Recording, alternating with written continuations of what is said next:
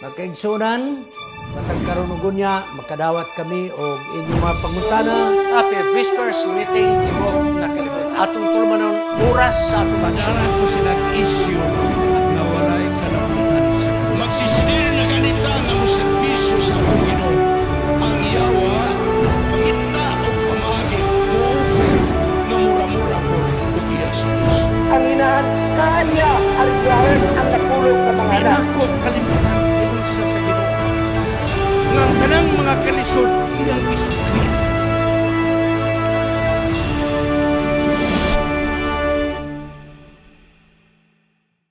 Happy prayer meeting sa Tibok Kalibutan. Ang atong Anis Media Ministry, Cagayan City, makikaubang kaninyo ng pipila ka mga gutlo alang sa atong tulumanon, oras sa atong leksyon. Mao kini panahon nga atong igasaysay ang hanay nga sinimana nga leksyon gikan sa Sabbath School Department General Conference. Sa pagsugod, mag-ampo kita. O Diyos nga gamhanan, salamat sa mga karaan nga mga sinulat nga nagahatag ka na mo og mga pagtulunan. Ug karon among nakita nga ang mga tagna nagakatuman na sa among atubangan. Tabangi kami sa pagpangandam sa among kaugalingon. Salamat ni Gunisos nga mianhe dinhi aros paghinlo sa among mga sala.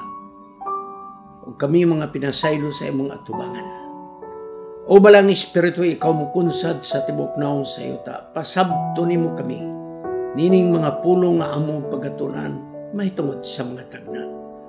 Kining tanan among pagadawaton sa ngalan ni Jesus maluluwas. Amen.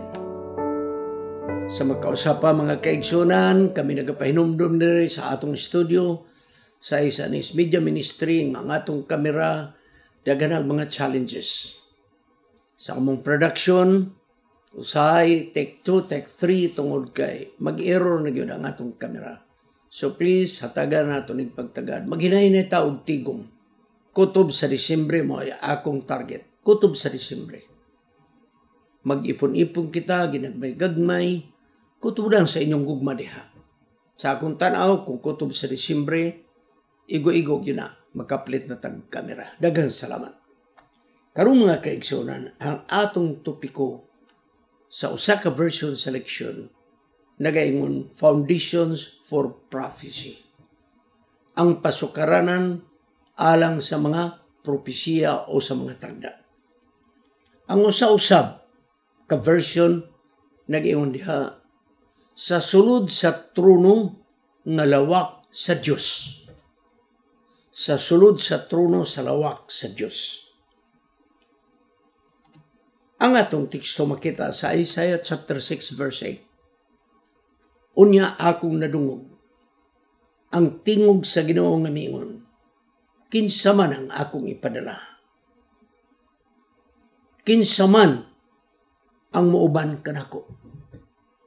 Kinsa man ang muadto alang kanako, rather. Og ako miingon, ani ako ipadala ko. Isaiah 6:8. Ato nang hatagan og dakong pagtagad niya. Ang pinadag 14:11 nagaingon nga ang Dios mo'y naglalang, nagbuhat sa tanang mga butang ug kutob sa iyang gibuhat na ilanom kini sa iyang mga pagbuot, kontrol. Busa ang iyang gibuhat, iyan ang gihigugma. Mga dili ta magpasipala sa mga linalang sa Dios. Ang tanang mga butang iya na nga kinahanglan doon na tay preservation sa kinayahan. Ug sa diha nga magakalapad ang atong pagsabot, mahitungod sa Dios, magakasamot ang atong pag-ila sa atong pagkamakasasala. Ato na ibalawan kung unsa kita ka makasala. Nga taliwala sa atong pagkamakasala, gikinahanglan nga kita makaestablisar og suod nga relasyon sa balaan nga Dios. Si Jesus mo'y nagbuhat ka nato nga mahimo kitang bag-o aron ibalik kita ngadto sa trono sa Dios. Busa kinahanglan nga kita mabag-o aron atong ikapakita ang atong pagdaig sa Ginoo diha sa kalangitan. Ang Dios magatapos sa tanang kadautan sa sala. Tapuso niya ang mga tao nga nakigbatok sa iyang balaod ug kasuguan. Ug dinhi ato masabtan kung unsa ang gugma sa Dios alang kanato. Wala gyud magplano ang Dios, wala magplano nga ang sala mosulod sa kalibutan. Wala gyud siya magplano nini. Wala gyud siya magplano nga si Hesus mamatay sa Kalbaryo sa krus. Apan tungod kay iyang nakita nga tao nga iyang giumol ug madulunda nga iyang gibuhat magpakasala. Mao nga wala pa ba sila magkasala, may plano na sa kaluwasan. Apan ang plano sa pagpakasala dili iya sa Dios. Ang plano sa pagluwas sa magkasala iya sa Dios. Akong balik ko na aron niyo masabtan. Ang plano sa pagpakasala dili iya sa Dios. Apan ang plano sa pagsulbad sa sala iya sa Dios. Ang krus nga maong kamatayon ng Hesus nagapakita sa katingalahan nga gugma sa Dios nganhi kanato. Di nato matugkad ang gugma sa Dios kung atong tan-awon ang Kalbaryo sa krus. Mato kita sa Isaiah 6:6 paingon sa 8. Ani ako, ipadala ko. Si Isaiah nakakita og trono sa Dios, siyang damgo, og siya misulti nining musunod. O ako mamatay, malaglag ako. Kay dili ako putli, dili ako hinlo. Nga ngayan nga musulti sa tubangan sa Dios. Kaya ako nagpuyo kauban sa mga tao nga dili hingpit, dili hinlo. Mao nga ako dili gyud angayan musulti ngadto sa Dios. Ug sa damgo ni Isaiah nag-ingon siya, akong nakita ang hari, ang Ginoo nga magkagagahom sa tanan. Mao nga nagabati siya. Gadili siya angayan makigsulti sa Dios. Kay hugaw siya nga pagkatao. Sa pagkatinud mga kaigsunan, ang nakita sa damgo na Isaiah ug ang iyang gibati nga dili siya angayan tungod kay siya mahugaw. Mao po niya nga atong ginabati. Apan adunay na kung katingala ni Isaiah. Tungod kay ang manulunda nagkuha og baga sa coal, karbon, gikan sa altar. Gikumpitan kini og unya. Gipaso ang akong mga ngabil dagyo sa Isaiah. Muna nga nakita. Sa diha ang nagibutangan siya og baga sa karbon, gagikumpitan sa kanang kumpit sa halaran, manulunda mo nagdala, unya, gipaso ang iyang mga ngabil. Og nagingon diha, og si Isaiah nahimong hinlo. Kini igsoon nga baga sa coal, gikan kini sa altar nga halaran, nga dunay sambog nga mga pahumot, kay kining pahumot igsoon og sa mga baga sa halaran. Nagsimbolo kini sa kahumot sa mga pag-ampo sa mga katawhan ngadto sa Dios. Ang maong aso sa halaran mga kaigsunan, misaka pa ingon sa itaas, nagsimbolo nga ang atong mga pag-ampo gidala ngadto sa kahitasan sa langit. Kay pinaagi sa halad na pasaylo ang atong mga sala. Hinautunta nga iyon inyo na nakuha. Nindot kayo, Igsoon. Nindot kayo. Karon, sa diha nga gipasok na ang mga ngabil na Isaiah nga mahugaw, takos na siya nga mubarog sa tubangan sa Dios. Ug unya, siya magapakita na ngadto sa kalibutan kinsa ang Dios nga iyang gialagaran. Sa Hebro nga pulong mga kaigsunan, ang Isaiah chapter 6, buti pasabot katong sunog o nagdilaab nga usa, the burning one, kini mga kaigsunan na po din sa Juan 5:35 nang gibuhat ni John the Baptist alang sa Ginoo, nagingon dinhi sa John 5:35 nga si John the Baptist sama sa nagbaga, sama sa nagdilaab nga lamparahan. So igsoon kining mga pinadala di ay nga magdalag mensahe.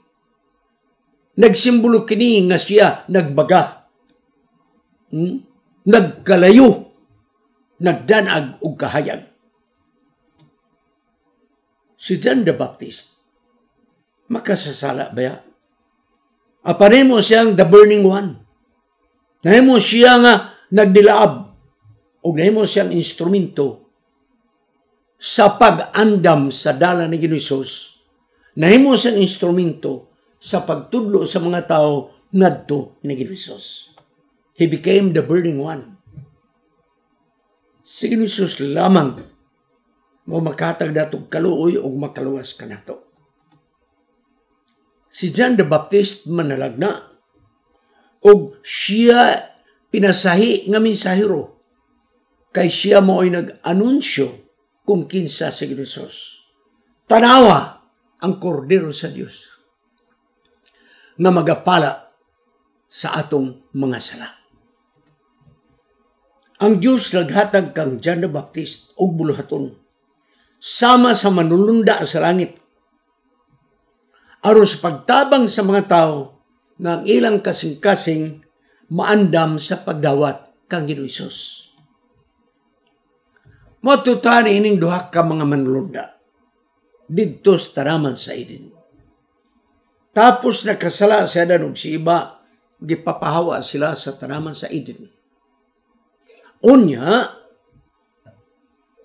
bisan pa man nga sila gipapahawa sa taraman sa Eden, ang Diyos naghatag og mga pamaagi og paglaom nining matawhanan gipapahawa sa garden. Wala sila may mong walay paglaom. Dunay paglaom igsoon. Ang paglaom mao nga adunay gitagna nga manluluwas. Ato ning mabasa mga kaigsunan. Sa Genesis 3:15, tapos nakasala si Adan ug si Eva, right away gideclare sa Ginoo nga adunay panagkaaway sa yawa, kaliwatan sa yawa, og similya sa babae. Ug unya sa ilang panag-away, ang iya ni Satanas nga kaliwatan magapaak sa tikod niining anak sa babae. Sa tikod, ha? Kining anak sa babae, mga kaigsuunan, mauni ang manluluwas. Mauni ang manluluwas. Apan ang kaliwatan sa bitin, mipaak sa tikod. Niining manluluwas nga gitawag anak sa babae. Apan ang anak sa babae, nga maong manluluwas, mipaak sa ulo sa bitin, mga kaigsuunan. Kaliwatan sa bitin. So mga kaigsuunan, kung imong tanahon, ang nakadaog sa mong away, mong anak sa babae, nga mong manluluwas. Si Ellen White, ano nagisulti? Ang garden sa Eden, nagpabilin og dugay-dugay, dinhi sa yuta, tapos nga nakasala sa Adan ug si Iba.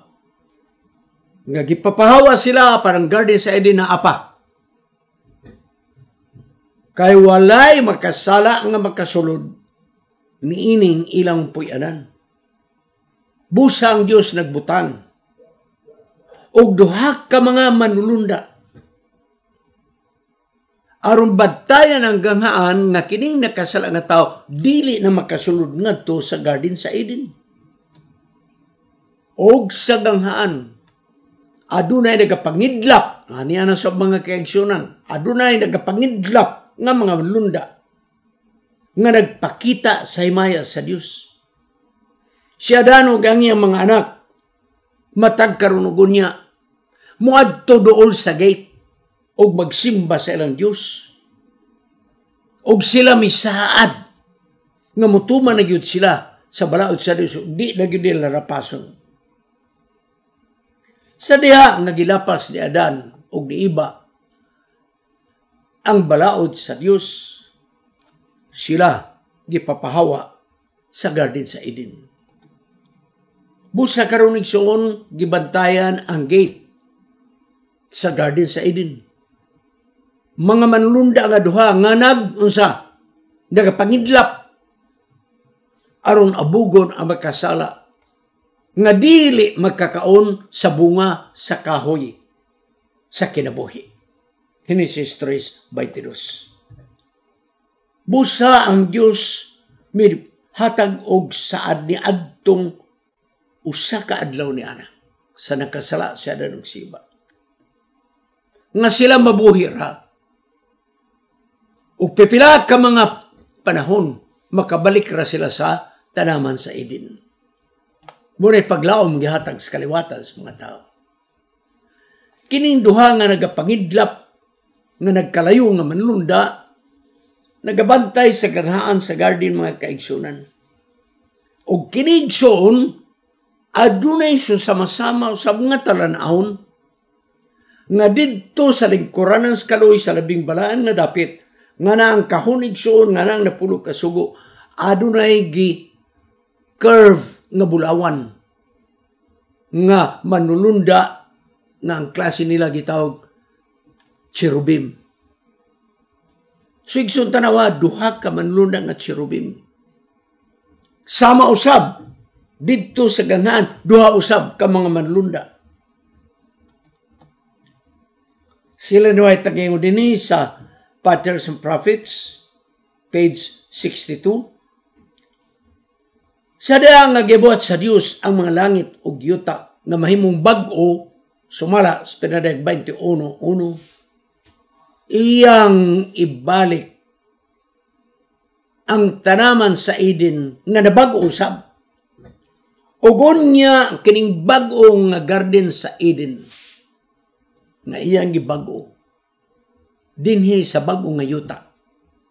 Mas matahom nga garden sa Eden kaysa panahon ni Adan. Stilan mga kaigsunan.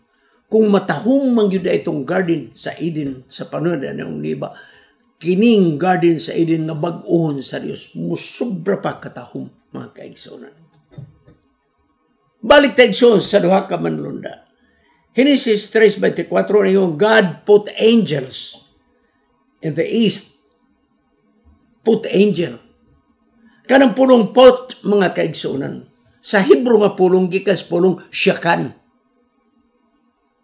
Kay ang insaktong tada gipapuyo ang duha ka manlunda syakan. Nganuman sa dihang ang Dios nagsugo kang Moses, pagbuhat kamo og sanktuaryo aron ako musyakan uban kaninyo. So imong makita igsoon ang manlulunda gipapuyo didto sa gate sa tanaman sa Eden. Syakan. Pag-abot sa pagtukod sa tabernakulo mga kaigsoon na Ginoong Diyos, pagbuhat mo sanktuaryo. Kay ako musyakan, mupuyo kauban kaninyo. Ugon niya sa diha nga naana ang sanktuaryo mga kaigsuunan. Bation sa mga Israelhano ang presensya sa Dios tungod kay manaog igsuon ang murag panganod. Nga didto gyud mutugpa mga kaigsuonan sa sanktuaryo sa Dios. Ug kining maong purmas panganod igsuon nga manaog paingon ngadto sa sanktuaryo. Gitawag kini sa mga Hudyo og Shekinah. Himaya sa Dios.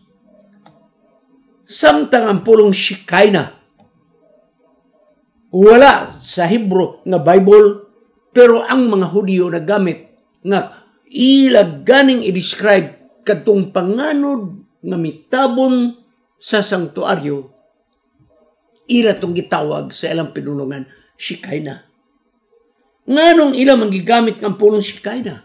Igsoon, ang manununda nagsyakan, nagpuyo sa unsa, tanaman sa Eden. O ang Diyos misyakan, mipuyo sa sanktuaryo.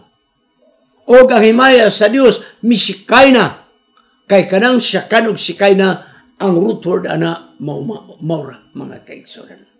Kita mo na so ang himaya, mipuyo sa mga katawan sa Diyos.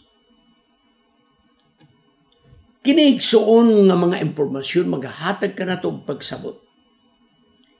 May tungod sa trono sa Diyos sa Pinadad 4. Nga kita ang mga linuwas mag-aawit sa pagdahig tungod kay ang Diyos gipasaylo ang ilang mga sala.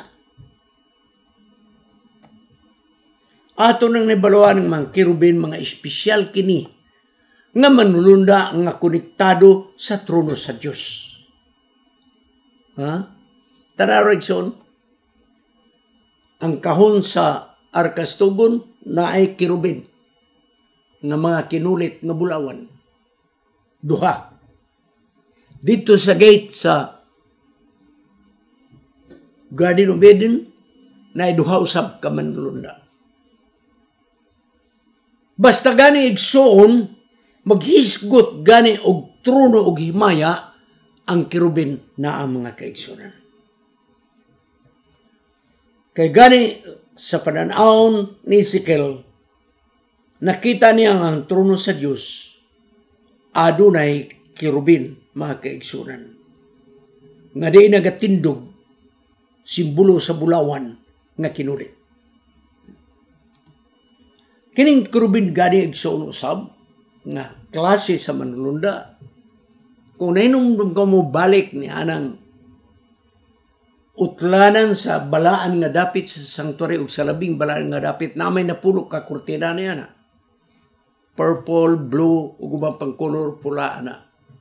Unya sa kurtina giburda. Gold ang thread igsoon, giburda ang kirubin, cherubin igsoon. So imo makita igsoon nga kining kirubin igsoon nga manulunda is very, very special when it comes to the throne of God.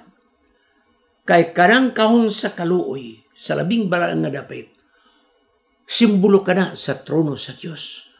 Busa ang kahon, doon duha ka kirubin, nga gold, og diri sa kurtina igsoon. Nga ang luyo ni ana mong simbolo sa trono sa Diyos, may gi-embroider, giburda nga kirubin igsoon. Exodus 26:1. Ang emphasis ninyo punto mo, maghisgot ganig trono sa Diyos ang manulunda nga cherubim na agyuda mga kaigsunan. Mao manusab ang libro sa Salmo. Paghisgot gani sa trono sa Diyos, naagyo diha ang cherubim nga mga manulunda. Karon igsoon, si Moses gisugo sa Dios nga magkulit og duha ka bulawan nga cherubim ibabaw sa lingkuranan sa kaluoy sa arka sa pakigsaad sa Dios. Tanaw ra sa Exodus 25:20 no sigingon, ang mga pako niining maong mga manlunda cherubim kinahanglan na bukad padulong sa langit. Ang mga manlunda maga taklob sa maong kahon sa ilang mga pako og sa ilang dagway nagatabon. So naay pako nga nagtabon sa naong, naay pako nga nag-isa ngadto sa langit, naay pako nga nagtabon sa lingkuranan sa kaluoy sa matag cherubim. Sa akong gihunaw ng mga kaigsunan, duha ka pako paingon sa langit, duha ka pako nagtabon sa naong, duha ka pako nagtabon sa kahon igsoon. Nagpasabot nga kini igsoon, unom ka mga pako ang cherubim. Grabe yun igsoon.